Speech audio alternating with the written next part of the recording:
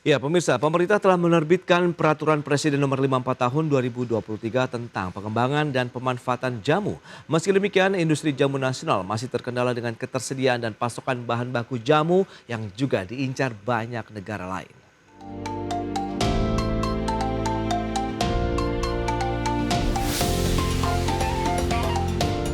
Pelaku industri jamu nasional yang tergabung dalam Gabungan Pengusaha Jamu dan Obat Tradisional Indonesia atau GP Jamu optimis, kinerja penjualan industri jamu akan terdongkrak dengan terbitnya Peraturan Presiden Nomor 54 Tahun 2023 tentang pengembangan dan pemanfaatan jamu. Perpres Jamu berlaku sejak 14 September 2023 lalu. GP Jamu menambahkan kompetensi sumber daya manusia industri jamu hingga produksi di dalam negeri sudah sangat siap untuk memenuhi kebutuhan pasar saat ini. Namun demikian masih ada kendala dari segi bahan baku jamu seperti asam, kunyit, dan temulawak yang terus diincar oleh negara lain. Sementara itu, kabar gembira juga datang dari United National Educational Scientific and Cultural Organization atau UNESCO yang secara resmi telah menetapkan budaya sehat jamu sebagai warisan budaya tak benda atau WBTB. Hal ini pun menjadi booster pemerintah dan para pelaku industri jamu di tanah air untuk mendongkrak eksistensi jamu di pasar global. Budaya sehat jamu adalah suatu praktik menjaga kesehatan yang bersifat holistik, melibatkan tubuh, pikiran, dan jiwa, sehingga bersifat preventif sekaligus promotif. Secara empirik, jamu telah menjadi bagian dari perjalanan masyarakat Indonesia dalam menjaga kesehatan. Dari Jakarta, Tim Liputan, IDX Channel. Ya, pemirsa, untuk membahas tema menarik kita hari ini, apa kabar peta jalan industri jamu nasional? Kita sudah tersambung melalui Zoom bersama dengan Bapak Joni Yuwono. Beliau adalah Wakil Ketua Umum DPP GP Jamu. Selamat pagi, Pak Joni. Selamat pagi Pak Pra dan selamat pagi pemirsa sekalian. Baik, salam sehat Pak Joni.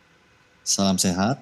Baik, terima kasih atas waktu yang disempatkan. Langsung saja, ini menarik kalau kita cermati dengan Perpres begitu ya, yang sudah dilakukan per September lalu ya. Kita tahu ini menjadi salah satu booster terhadap industri jamu nasional. Tapi sebelum membahas lebih jauh, bagaimana nih update-nya terlebih dahulu terkait dengan industri jamu nasional hingga hari ini nih Pak? Update-nya yang pasti seperti yang kita ketahui, seluruh dunia bahkan Indonesia yang mengalami pandemi COVID-19, di mana kita melihat bahwa pada waktu itu semua orang disadarkan bahwa berapa pentingnya daya tahan tubuh tersebut. Dan yang namanya daya tahan tubuh tersebut itu nggak bisa didapatkan secara instan, tapi dibangun. Dan bagaimana cara kita membangun daya tahan tubuh? Ya selain dengan gaya hidup sehat dan juga dengan makan yang teratur dan memperhatikan konsumsi, dan yang pasti juga didampingi dengan konsumsi jamu. Oleh karena itu, ketika pada sekarang pasca pandemi, masyarakat sudah lebih peduli mengenai kesehatan mereka dan lebih peduli mengenai gaya hidup yang perlu dilakukan. Maksudnya seperti peningkatan dari olahraga yang bisa dilihat tren di mana lari-lari pagi, sepeda itu mulai semarak di mana-mana. Dan termasuk juga ini terekam dari keyword search mengenai minuman herbal di Google, itu dinyatakan telah meningkat 275% sepanjang 2020. Bahkan tren dunia, kalau itu secara Indonesia, di dunia sendiri pun pengakuan bahwa yang namanya pengobatan tradisional, Ayurveda, TCM, ataupun obat herbal lainnya itu mendapatkan perhatian khusus, di mana WHO, Badan Kesehatan Internasional, mengakui bahwa 88% melalui survei mereka, 88% dari penduduk dunia itu menggunakan pengobatan tradisional. Dan 40% dari produk-produk farmasi itu mempunyai dasar bahan alam. Itu menunjukkan berapa besar potensi dari jamu, bukan hanya untuk di dalam negeri, tapi termasuk juga untuk dunia internasional. Oke, dan kita tahu Presiden Jokowi kan juga telah menerbitkan Perpres ya nomor 54 tahun 2023 tentang pengembangan dan pemanfaatan jamu yang diterbitkan dan diberlakukan pada 14 September tahun 2023 ini. Lantas seperti apa nih realisasinya yang juga dirasakan dari teman-teman pelaku industri jamu di tanah air begitu dengan kehadiran atau terbitnya Perpres ini? Yang pasti seperti yang disebutkan, Perpres tersebut diterbitkan September lalu. Baru 3 bulan. Sebenarnya sih masih belum terasa secara nyata. Namun yang pasti semangatnya ada. Di mana di dalam Perpres tersebut disebutkan bukan hanya jamu sebagai produk atau sebagai spesifik minuman, tapi sebagai suatu ekosistem di mana perlunya ada keterlibatan dari sektor pertanian untuk memastikan dari bahan baku, lalu juga dari sektor perdagangan untuk dari sisi untuk ekspor dan impor, perindustrian termasuk teknologi untuk pengemasan, teknologi pasca panen, kesehatan dari sisi fungsionalitas dan standar pengujian di laboratorium, termasuk juga Kemendikbud, yaitu dari sisi jamu, dari sisi budaya, dari sisi tradisi, dan bahkan Kemenparekraf, di mana diperlukannya inovasi-inovasi kreatif, ide-ide kreatif, dan juga untuk mendorong jamu sebagai paket wellness juga. Karena menariknya di Perpres menyebutkan penekanan jamu sebagai bahan atau ramuan yang bersumber dari pengetahuan tradisional atau warisan budaya. Yes. Jadi bukan hanya sebatas jadi obat. Obat hanya sebagai subset dari jamu itu sendiri. Jadi tidak terkungkung bahwa jamu itu pengobatan. Enggak juga. Jadi bisa termasuk untuk kayak produk-produk kosmetik yang berbahan alam dengan resep kayak seperti yang secara tradisional kan pengantin Jawa kan sebelum pernikahan mereka lulur kunyit dulu tuh. Yes, oke. Ya, itu bagian dari jamu juga. Ya. Dan kita tahu dengan terbitnya Perpres jamu ini, apakah juga berhasil membuat pelaku industri jamu, khususnya yang jamu tradisional juga bisa naik kelas begitu dengan adanya dukungan pemerintah secara langsung? Definisi naik kelas susah juga. Yang pasti sih kebanggaan akan terbit. Jadi yang pasti mereka akan jadi lebih yakin potensinya, pintu potensi terbuka, dan artinya makanya kayak yang pasti dari segi kebanggaan meningkat, naik. Tapi kelasnya sendiri itu tergantung dari pelaku usaha masing-masing. Yang pasti dari sisi BPOM, Kementerian Kesehatan, dan masing-masing kementerian pun sudah mulai peduli dan memperhatikan dan memberikan dukungan-dukungan seperti pelatihan-pelatihan, informasi-informasi untuk membantu mereka masing-masing. Naik kelas atau tidaknya kan tergantung dari para pengusaha masing-masing, itu dia. Tapi yang pasti materi dan dukungan sudah mulai tersedia. Baik, nah dari sisi pendanaan begitu, di mana pengembangan dan pemanfaatan jamu nantinya akan dibiayai. Ada APBN, APBD, dan sumber lain yang sah dan juga tidak mengikat. Nah, apakah ini juga sudah mulai bisa dirasakan oleh pelaku usaha jamu begitu dengan hadiran Perpres ini?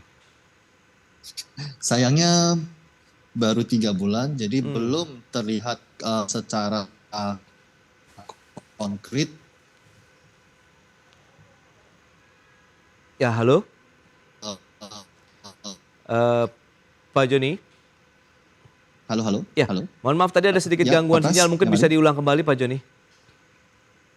Oke, maksud saya pelaksanaan dari peraturan presiden tersebut pasti akan ditindaklanjuti dengan peraturan-peraturan dari kementerian-kementerian yang terkait. Dan hal tersebut ya kita masih menunggu, namun kita optimis karena di Perpres tersebut ya sudah mulai menghimbau dan menyebutkan bidang-bidang apa saja yang perlu diperhatikan. Jadi kalau dibilang secara dampak langsung untuk saat ini masih terlalu dini untuk kita menilai. Tapi harapannya mungkin seperti apa nih kalau kita lihat bicara mengenai dana investasi yang benar-benar sebenarnya dibutuhkan juga kan untuk pengembangan dan penjualan ya, dari produk-produk jamu nasional. Yang pasti investasi, kalau kami dari pengusaha jamu ya kami yang namanya berusaha, yang namanya pengusaha ya perlu investasi. Tapi apakah investasi ini datang dari pemerintah? Ya itu tergantung dari masing-masing pengusaha. Namun yang bisa dilihat sepanjang perjalanan kami, kita melihat juga dari sisi ada perbaikan-perbaikan di mana dan juga dukungan-dukungan seperti mana Kementerian Pariwisata mendorong mengenai wellness tourism sebagai bagian dari daya tarik untuk pariwisata ke Indonesia, bukan cuma hanya makan, minum, tapi experience, mengalami dan merasakan.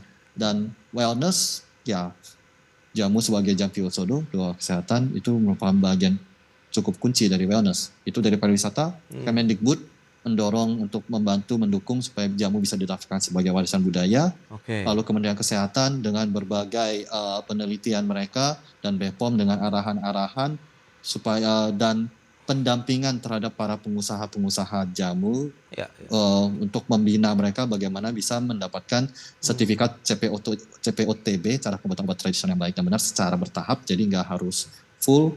Jadi sejauh ini sudah ada langkah-langkah yang dilakukan dari berbagai kementerian. Dan harapan kami, yang memang mungkin belum terrealisasi, tapi harapan kami dengan terbitnya Perpres ini lebih bisa menyatukan dan mensinergikan rencana-rencana tersebut sehingga memberikan dampak yang lebih besar. Oke. Nah, kalau kita lihat dengan regulasi yang ada saat ini sudah memberikan satu arahan yang cukup jelas tidak sih untuk industri jamu di tanah air begitu? Dari arahan-arahan tersebut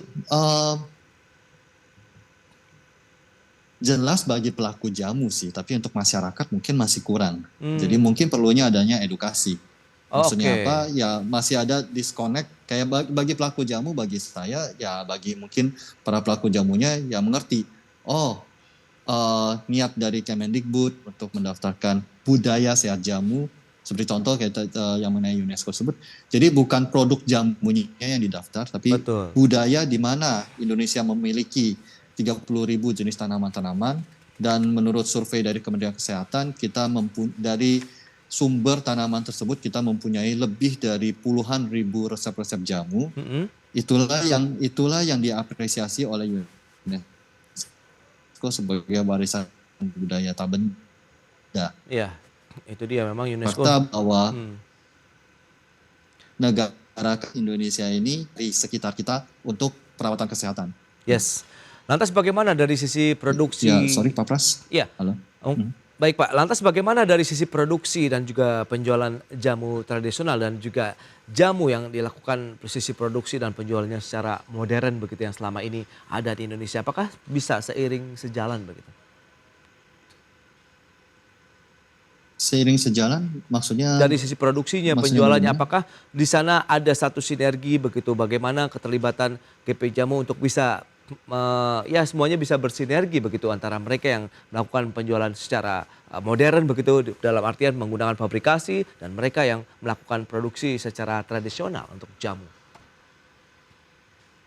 Yang pasti dengan adanya effort-effort dari berbagai pihak tersebut, awareness tentang jamu dari masyarakat ya mulai timbul. Namun edukasi masih perlu tetap dilaksanakan. Itu Oke. dari pihak GP Jamu pun kita tetap masih giat dalam mengedukasi supaya juga karena bagaimanapun pula itu stigma mengenai jamu masih banyak juga, berita-berita negatif yang cenderung membuat konsumen jadi merasa takut terhadap jamu. Oh. Jadi kayak seperti faktor-faktor mistiknya di mana ada kekuatan-kekuatan gaib atau tidak, yaitu over promise, atau enggak juga ada juga kenakalan dari sisi produsen di mana menambahkan obat-obat kimia ke dalam produk mereka. Iya, yang kita sebut sebagai BKO, bahan kimia obat yang sangat aktif kita perangi juga dari sisi GP Jamu, bahkan juga dari sisi Badan POM. Jadi namun seperti yang tadi aku sebutkan, potensi untuk jamu itu sangat besar karena dengan COVID-19 semua disadarkan mengenai pentingnya back to nature, pentingnya bahan-bahan alam, pentingnya kesehatan. Hanya saja pengertian tentang jamu, apa itu jamu dan bagaimana bisa merawat suatu budaya sehat dengan jamu tersebut itu butuh edukasi. Itu dia, berarti masih ada PR di sana ya terkait dengan edukasi di masyarakatnya begitu ya, bagaimana jamu ini bisa menjadi bagian dari lifestyle juga nih dari masyarakat. Nah, lantas bagaimana dengan ketersediaan dan pasokan bahan bakunya nih untuk jamu di Indonesia? Tapi tahan dulu jawabannya Pak, kita akan jeda dulu sebentar ya. Dan pemirsa, kami akan segera kembali usai jeda berikut ini.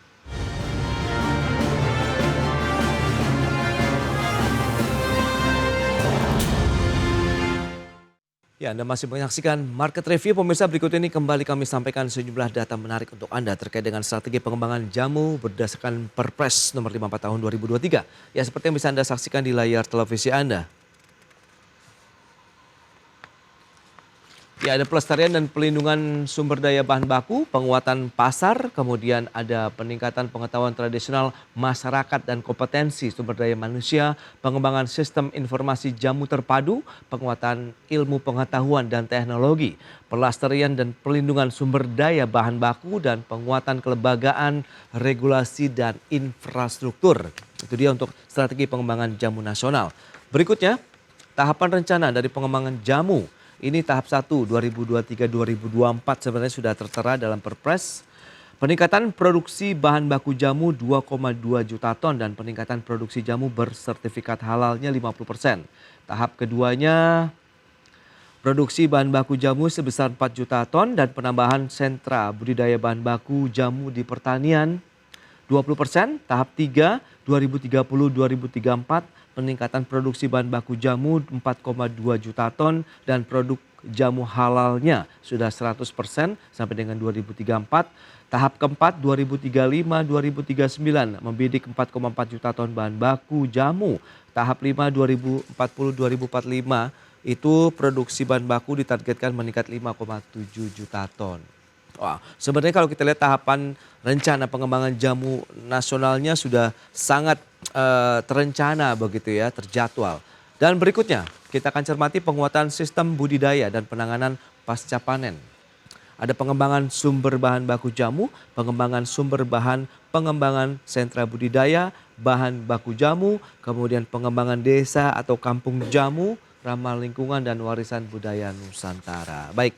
Kita akan lanjutkan kembali perbincangan bersama dengan Bapak Joni Yuwono, Wakil Ketua Umum DPP GP Jamu atau Gabungan Pengusaha Jamu dan Obat Tradisional Indonesia. Baik Pak Joni, kita akan lanjutkan kembali. Ini menarik kalau kita lihat dari sisi strategi pengembangan jamu yang sudah ada di dalam Perpres 54 tahun 2023. Anda katakan tadi memang edukasi perlu ditingkatkan dan di sini pun ada peningkatan pengetahuan tradisional masyarakat dan kompetensi sumber daya manusia, kemudian ada pengembangan informasi jamu terpadu. Nah ini kan, ini Anda melihat sebenarnya sudah komprehensif sekali begitu, tinggal bagaimana actionnya. Nah ini kira-kira siapa yang nanti akan menjadi posisi terdepan yang bisa menjadi garda terdepan sehingga implementasinya benar-benar bisa terlaksana dan dirasakan manfaatnya tidak hanya bagi pelaku usaha jamu, tapi masyarakat di tanah air ini Pak Joni. Yang pasti perpres tersebut kemarin diluncurkan oleh Bappenas. Jadi harapan kami sih akan ada koordinasi antar bidang-bidang yang terkait sih. Oke. Seperti yang tadi disebutkan, kalau misalnya berkaitan dengan bahan baku, dari Kementerian Pertanian itu pasti akan sangat dibutuhkan.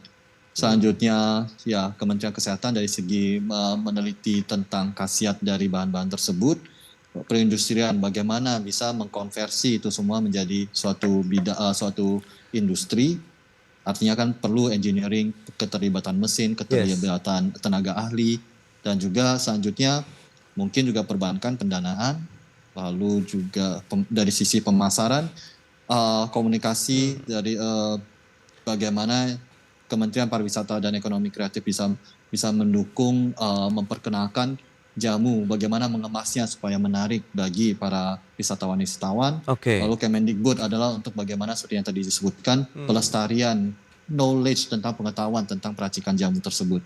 Iya. Lintas sektoral dan lintas kelembagaan negara nampaknya kalau kita ingin memajukan maju nasional ya, jamu nasional. Tapi yang penting adalah siapa yang akan menjadi dirijennya begitu untuk bisa mengharmonisasikan tadi ya.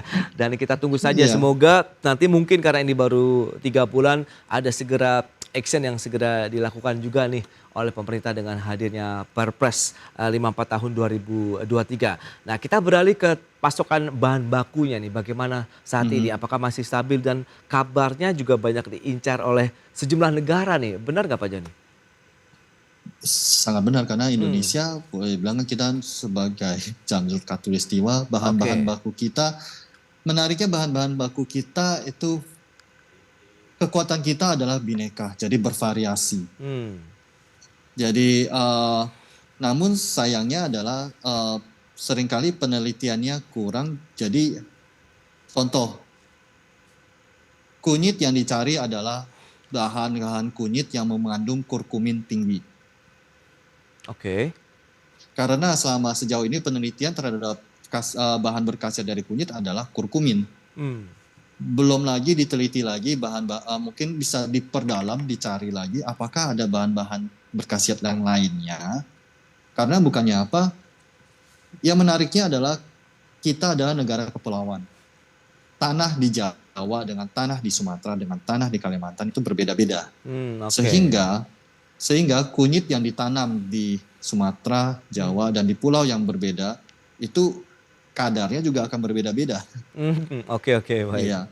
Nah, sayangnya yang seperti tadi, karena penelitian hanya mengunggulkan kurkumin, jadi sehingga kunyit di suatu daerah tertentu yang kandungan kurkuminnya tinggi, itulah yang dijadikan preferensi. Jadi harapannya jika ada seperti yang tadi, kolaborasi yang erat, apakah tadi kan bukan berarti kunyit di daerah Sumatera itu tidak efektif kan? Bukan berarti kunyit di daerah Kalimantan itu gagal. Belum tentu juga. Mungkin kurkuminnya rendah, tapi mungkin ada kandungan X atau Y atau yang lainnya yang tinggi. Oke. Jadi dalam hal ini makanya dengan perpres tersebut ya harapannya dari Kementerian Pertanian juga ada koordinasi erat dengan riset-riset laboratorium di Kementerian Kesehatan yang bisa mengunggulkan zat-zat, karena seperti contoh kita lihat negara Jepang, mereka untuk beras sendiri pun sudah ada penelitiannya. Wah, beras dari Hiroshima atau beras dari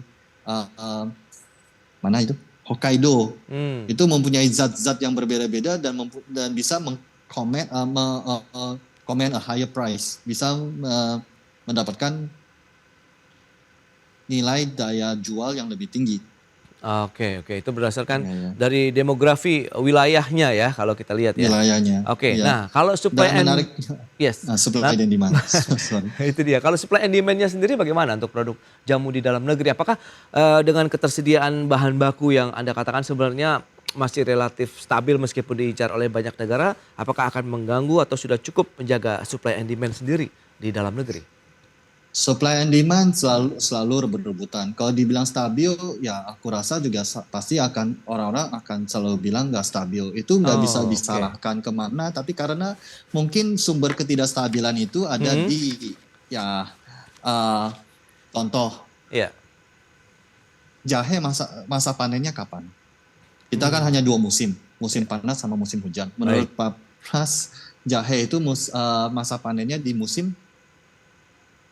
Ya kalau saya sih belum tahu nih di mana kapan dan masa panen dari jahe begitu. Tapi apakah dengan 2 musim itu akan berdampak juga nih terhadap masa tanam, kemudian masa panen, ataupun kita bisa tidak sih seperti komoditas padi yang sudah bisa memiliki waktu begitu bahwa masa tanamnya di bulan sekian, kemudian nanti kita tinggal nantikan saja masa panennya, atau dalam setahun ada berapa kali begitu kan?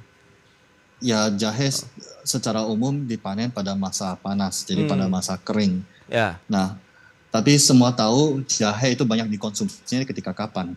Musim hujan. Musim hujan, betul. Jadi itu akan nggak matching kapan dipakainya dan kapan dipanennya. Jadi ketika masa panen di musim panas, tapi nggak ada yang minum jahe di musim panas. Maksudnya tidak banyak yang minum jahe di musim panas. Tapi ketika musim hujan, banyak yang nyari jahe. Loh, kok jahenya nggak ada? Ya kan panennya musim panas. Kalau gitu disimpan saja sampai musim hujan. Ya, tapi kalau misalnya cara penyimpanannya salah, itu pada rusak atau bertunas atau busuk. Jadi perlu ya seperti yang tadi Pak Pras sebutkan, perlu juga riset di mana bagaimana bisa memastikan mungkin siapa tahu dengan teknologi kultur jaringan atau teknologi yang ada di agriculture practice itu kita bisa memanen jahe bahkan di musim hujan juga, mungkin juga bisa begitu. Atau tidak, cara penyimpanannya baik supaya stok jahe masih ada di musim hujan sehingga tidak supply and demand-nya tidak fluctuate seperti sekarang. Betul. Nah Pak Joni, lantas bagaimana optimisme Anda melihat ke depan terhadap industri jamu nasional begitu dengan dukungan tadi Perpres 54 yang Anda katakan ini paling tidak bisa menjadi angin segar lah bagi industri dan pelaku usaha jamu? Maksudnya niatnya ada, semangatnya ada, dan ditambah lagi bukannya apa, tren dunia memang mengarah ke arah sana. Faktanya adalah seperti yang tadi disebutkan, WHO mengakui 88% penduduk dunia dan menggunakan pengobaran tradisional. Ya. Maka pada tahun 2023 ya 17 sampai 18 Agustus. Baik. Oke Pak Joni, semoga makin maju juga ini untuk industri jamu nasional di tanah air begitu lagi. Apalagi dengan didukung adanya Perpres 54 tahun 2023. Terima kasih banyak atas waktu yang disempatkan Pak Joni dan pemirsa. 1 jam sudah saya menemani Anda dalam Market Review. Saya Prasetyo Wibowo beserta kerabat kerja yang bertugas undur diri. Terima kasih dan sampai jumpa.